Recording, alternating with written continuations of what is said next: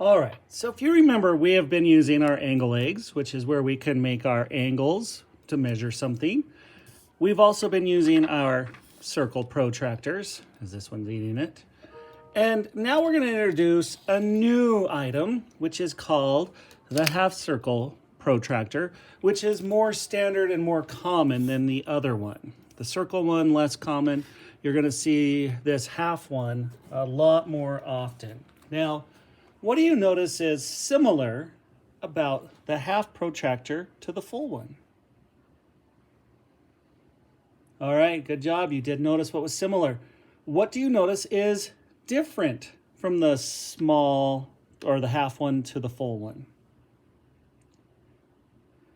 Now, why do the numbers not extend past 180 in a relation to a full circle of 360? Why does it not show that?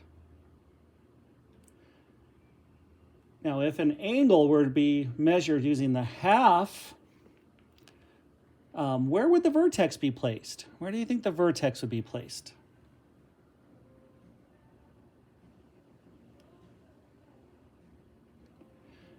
Absolutely. Right here, whether it's the full circle or the half circle, we would be placing our vertex right here on the circle, right there, or on the hole of the protractor. When we're measuring angles with a half protractor, as we mentioned, you're going to put the vertex right at the center. This one measures 50 degrees.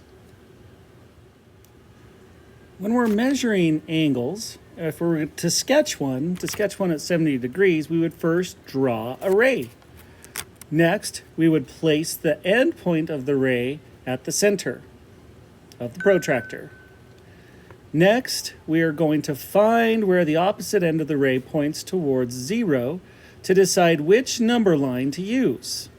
Use the number line to find the desired measure and mark it with a tick. Now turn the protractor to the straight edge, line it up with the mark of the end of the ray and the tick mark. Trace the straight edge to finish the angle. Voila! Draw an arc to show the angle. So our arc is right there.